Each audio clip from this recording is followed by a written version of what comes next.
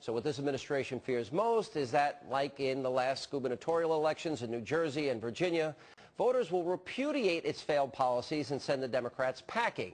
Well, my next guest did just that. In fact, his first month as the governor of the Commonwealth of Virginia, he turned the state's $2 billion budget shortfall into a $220 million surplus. If I were a Democrat, I'd be scared too. And joining me now is the governor of the Commonwealth of Virginia, Bob McDonnell, is back with us. All right. How do you make Sean, that kind of change economically in such a short period of time? Well, the first thing we did is reject the $2 billion tax increase that my predecessor had left me in the introduced budget. And we said, look, families are struggling, businesses are struggling. What we've got to do now is set priorities, and we've got to cut spending. We look at the national debt of $13 trillion, growing at a $1.5 trillion a year. We know that's not the direction for prosperity for the American free enterprise system. So we made tough choices. We cut billions in spending back to 2006 levels, hiring freeze, reformed our retirement system, and ended the year with a $400 million surplus, Sean. So I think it's the right track. Fiscal conservative principles work. Look, I agree with you, and I'm looking at, taking a sledgehammer to our kids and grandkids' piggy bank, and I'm very concerned about their future.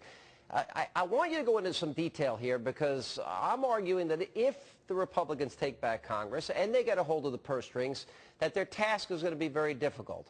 How did you get it to go back to 2006 spending levels? How do you implement a hiring freeze? And how do you have pension reform when you're dealing with unions? I think it's all about making tough choices. I've got a Democratic Senate, Republican House. But after a little bit of discussion, everybody realized that we had some serious long-term structural problems in our budget.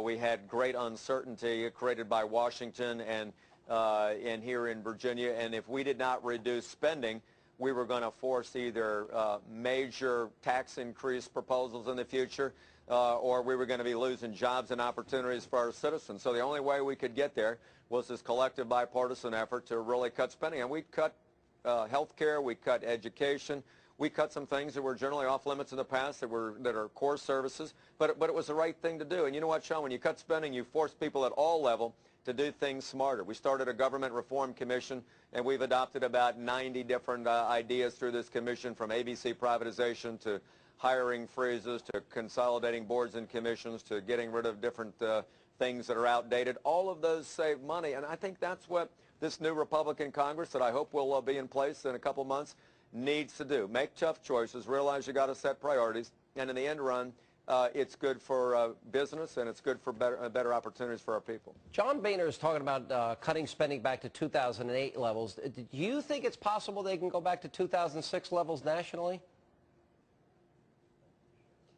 Boy, with all the entitlement programs that have been created over the years, Sean, I think that's probably tough in the short run. But if they don't balance the budget within the next few years, we are going to be a debtor nation for a while to come. It's very unfortunate. $13 trillion, $42,000 for every American family. That's why I think the Republicans are going to win this time, is everybody realizes it's an unsustainable and immoral long-term debt on our kids and our grandkids. And we've got to make the tough choices. We can't have government guarantee outcomes. We guarantee opportunity for people to compete in the marketplace of ideas and compete in the free market.